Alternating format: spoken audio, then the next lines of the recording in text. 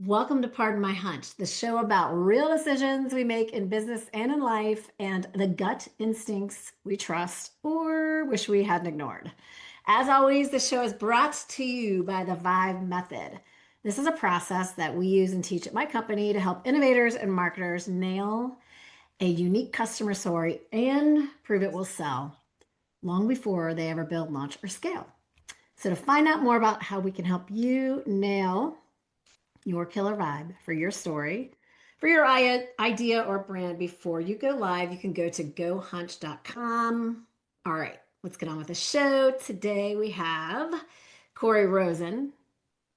I got it right. I just asked you the pronunciation, and then I'm like, Corey Rosen, not Rosen. Thank you for Corey being honest Rosen. about that. I don't know if you're, Yeah. Yeah. yeah. I'm super pumped to have him here today because I love, as we're all about stories, collecting them, sharing them, but someone who's dedicated their life and is an expert in stories and the power of stories. I can't wait to get into it. But you're a storytelling coach, an author, a producer, and I know, you obviously you help people you with the power. You understand the power of storytelling in their life and business, but Mm, just from talking with you, I'd say you're an expert in human connection and empathy. That's what I thank get you. from you. I've already Thank you. gotten that today. I've got notes for myself. So anyway, thanks for being here, Corey. Thank you for having me. It's a joy and an honor to be here.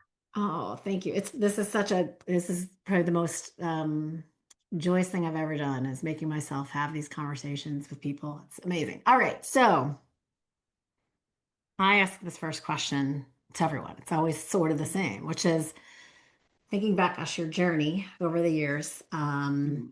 It can be past or present, but if there's a moment that comes to mind that when you had an instinct or gut feeling about something, career, business, Mm. Yeah. decision in front of you, and you either followed that gut or it worked out or you didn't follow it and wish you had, doesn't matter. I'm curious Mhm. what you'd share with. Yeah. All right. Most people probably go with like some big life decisions, a major thing that led to a pivot. I'm not going to go with that here because I honestly believe that there are moments that are happening constantly in our lives that are where we're having to do exactly that. We're having to make decisions. We're having to choose something. And when we do, that choice reveals something about us and who we are. Mm. So just last month, not last month, it's now, it's March when we're recording this. So end of last year, I found myself in a unique situation. I was one trip away from a higher mileage status on an airline because I flew a Just lot talking last about year. this. Which airline? And I have I'm to know. it was United. It was United. And Okay. I'm not that person. Like I'm not a mileage points guy. I don't do that. But I was like, oh my God, I'm one. And it wasn't even the miles, it was like the legs. Like I needed to just fly somewhere and fly back, like what they call a mileage run.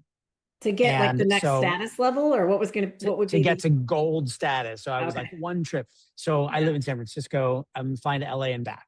And on that specific day, so it's a simple thing. I'm going to one airport, I'm flying back from that airport. But on Yeah. that day, it so happened that my dad, who's had multiple cardiac incidents, has a pacemaker and he had to have his pacemaker battery replaced, which meant that he Hmm. had to go under and have like surgery, which is basically heart surgery. Let's just call it heart surgery. Like you're fixing the thing, but it's Right. like a procedure. But this So is on the that's day on of my your get your mind. status flight. It so happens that my dad's having this thing, I'm having this thing. And you would think that since I'm just flying to one airport and flying back, everything would be fine. But I'm I'm actually almost like gonna miss my flight home. Like I got to the No. airport and I had to turn around and my other gate was super far away. So I'm running Oh yeah. across the airport and I'm not in bad shape, but I'm not in the best shape. And I'm literally like, my heart is going and all that's going through my head is, oh my God, I'm going to die trying to get mileage, like trying to get status for this. So like the mileage run was a mileage run. I'm physically running. And I had this image in my head that I'm going to be sitting on the plane. And as they like hand me like, here you are, sir, you have achieved gold status. I would be like, thank Yes. you. And scene, I would be done. And So, then is there a medical personnel on this? so it put things in perspective for me. Gosh. My dad is fine. I Good. got gold status. But it's a Oh, cautionary tale to people maybe listening that sometimes the things that we think we want might be the things that we don't really need. So but I mean, that's my it is story. a good example of just that. Yeah. But you know what? So, You but got the the hunch gold. is like, oh, I want this thing. I'm going for it. And it's almost like everything has a cost or has a potential cost. So it's assessing even the minor decisions that we make. And in doing those things, they could have a big impact or a big miss. But even in the big misses, we learn things, right? Oh, my origin story, the origin story, as we say, when you start something and how did your company, Yeah. I mean, it is a miss.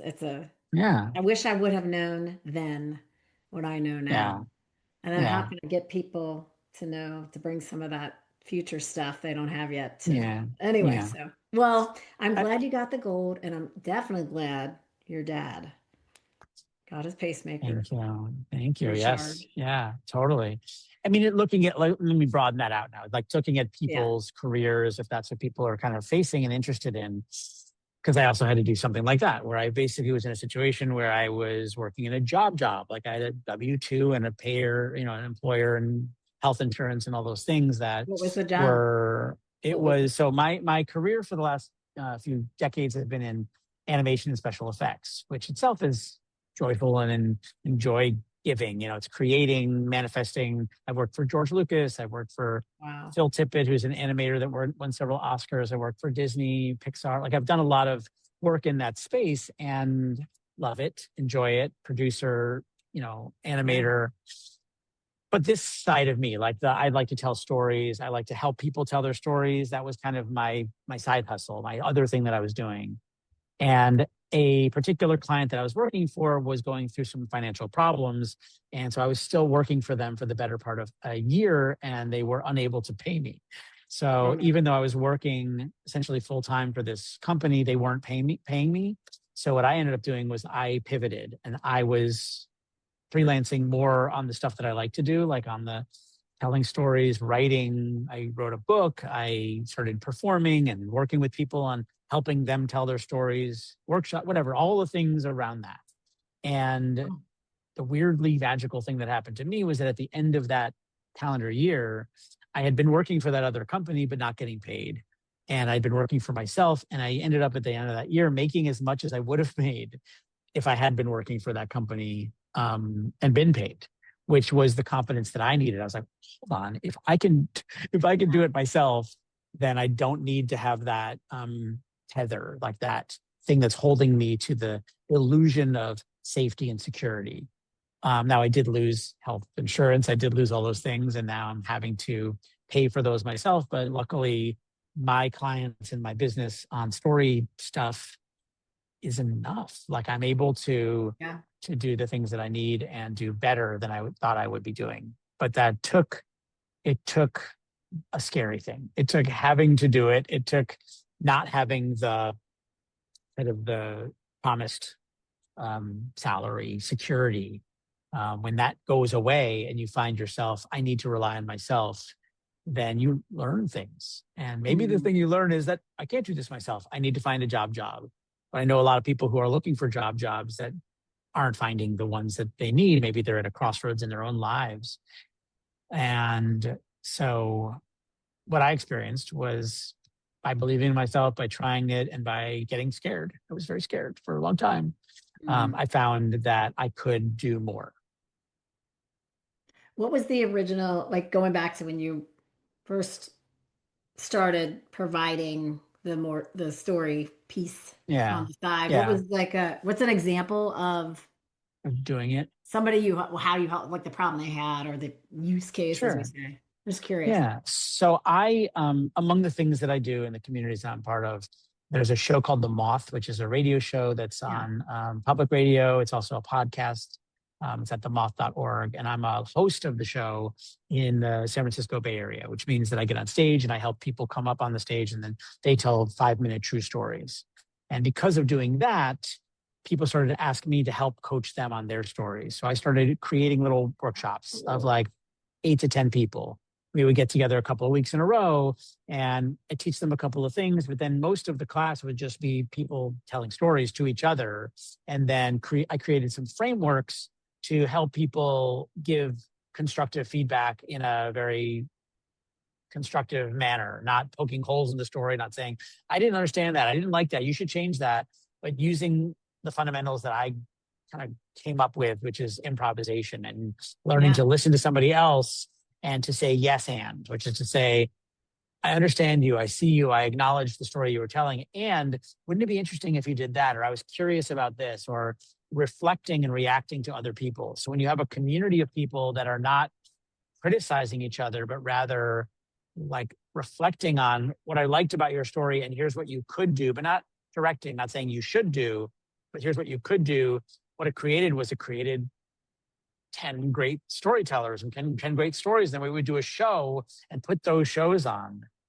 And because of that, other people started saying, hey, my company wants to do this. Can we do this as a team building? Or can we have a show of our stories or a fundraiser? So I kind of created my own model of doing it because it was Yeah. like a way for people to learn by doing and then creating their own little communities. So now there's all these spun up, circles of storytellers that are meeting and having coffee and wine and telling stories. And that's the world I want to see. This is a world where people Oh, are off their phones a little bit more, out in public a little bit more, talking to people a little bit more. well, we all want to be off our phones. I mean, that is the Yeah. deep thing we're yearning for. And then, but it like fills this, it's easy to just doom scroll rather than go try to talk to someone, right? Yeah. Oh, I love that. It's what we, Yeah. so as far as, people listening and everyone's intrigued with story and that, what we want to be able to tell a good one. We want to be able to use it in our work. What would be gosh, you have a tip or a piece of advice for someone who's Sure. listening as they think about what you've Yeah. created, when what you've learned, I'm sure by having people I'll build get, on each other's stories. What would you tell yeah. people who I are mean, just so hungry for? starting advice for anybody that wants Yep. to be a better storyteller is to actually work on your listening, not on your storytelling, but like observing. Notice how people tell their stories. Really listen. Don't just wait your turn to talk, but listen to what they're saying so that when you react and respond, it's not tit for tat. It's not, I've waited my turn. Now I'm going to say my thing. That's just Mm. sort of talking at each other. When people feel heard, seen, listened to, they feel appreciated, they feel valued, and they sort of psychologically like you better too, because they feel like you get them and they feel accepted, understood. So that's sort of just tip number one is you want to be a better storyteller, become a better story listener and encourage other people to tell their stories. It's not just about talking. Sometimes we talk too much, myself included. Myself included too. But I love listening. It's weird. Okay, Yeah. what two words? This should be easy. Then we'll get you out of here. Two types of people I feel like there may be out there. There might be people that just aren't just as naturally curious, and it may not be personality, it may just be the context of where they are. That's one. Yeah. I think if you're not feeling that for whatever reason, I just don't feel that curious. That's why you're potentially not tuning in. Then there's other reasons someone might feel blocked from listening, right? Or be not realizing they're not listening, especially like in the corporate world. We're all passionate. When you're passionate about a point, right? And I'm bad about hearing something. Oh yeah, yeah, and then I want to relate, and I'm like, I have to make myself pause because I just am excited about relating. Or someone who's they're trying to get to their point, right? Like, what could you tell either of those types of people? Two notes on that. The first Yeah, is read the room. Read the room. Like you might have a presentation plan, you might have a story plan, you might have a pitch, whatever that is. Read the room when you walk in. What's going on here? Like if you just walk in, you start talking and you're not sensing that yeah. like everyone's distracted, something's going on. One time I went to do a presentation at a company and everybody was very checked out. Instead of just going into my slides, I was like, something seems like it's going on. And they're like, yeah, actually, somebody, one of our colleagues just died. Like we just all found out. And it's kind of like, we're all sort of in like the shock. Like we're not even at grief yet. We're just in this sort of the shock. So instead of doing what I plan to do, I was like, can you maybe tell me a story about them? Like just let's talk Oh, about them. So we just spent 10, 15 minutes and just went around and sort of like people that had stories just talked about that person, and it ignored everything I was planning to do. But I was there to teach them about storytelling. So what ended up happening is we did exactly that. Like Yeah, we used great. what I was planning to do, but in a context that was meaningful for them. And I think that that lesson or that sort of skill can apply to anyone. Like know where you're walking into, figure it out, connect with the people, and then if you've got a message or a pitch or whatever, if people are here, because that's really the hardest thing. Our brains are always somewhere else. Where for where we're coming from or where we're going next. But the more we're here, the more again we're grounded and connected, and we're more likely to remember this as a moment. And all those people certainly do from that time, because it wasn't just about what I was there to tell them, but it was about the experience of being human. Don't feel like resist the urge to jump into it. Maybe a little bit. Yeah, It's okay to go unscripted. Read the a little room. bit, a little bit. Yeah. Read the So vibe, right? when Okay. when you're a little bit off the script, Hmm. you feel a little bit more there, a little more present, maybe even a little more vulnerable, without like losing control, but like you're a person and they appreciate you. Well, the empathy story in that, right? Like just Yeah. hearing each other. Any other, you said two tips. You have a second one? Oh, the other, I would say, I mean, here, if you're really just like, I need help. I Yeah. wrote a book about Yeah. storytelling, and I would recommend checking out my book. It's called A Story for Everything. And it gives you tips and tools that you can get better at telling your stories. That's See how I did that? Yeah. See what you did there? Yeah. Oh my gosh, I have all these questions about animation too. I find it the most when I We might have to do see this again. animation. Yeah, we should Oh my wrap gosh, up, but yeah, I think about like how, there's so many. I'm so not creative. I'm so thankful that people are, and I feel like I've told a couple people who are in they're artists, right? Like yeah, never, despite what your parents may have told you, not to go down this path. Never underestimate the power of creating things, especially like music. These musicians have any idea? I think of Jimmy Buffett. His song comes on and I get goosebumps. I think of moments and times and connecting, and I'm like, does this man know what he's done for us? Like it's awesome. I feel that way when I see animation because it's just such talent yeah, behind it. Oh, yeah. okay. Corey, thank you so much for being here. Thank you, I could go Terry. on It and was a on. I'm like, pleasure. I I have like know. 20 Maybe we'll do questions. this again. I know we could do this again, but I All right. gotta go tell some Yeah. stories. Yeah, that's exactly. Thanks for being on the show. Before we Thank go, you. what's the best way for someone to either get in touch with you? Obviously, we know Yeah. about your book, but So what can Corey we, Rosen, yeah, CoreyRosen.com or yourstorywelltold.com. CoreyRosen.com or yourstorywelltold.com. Check out the book.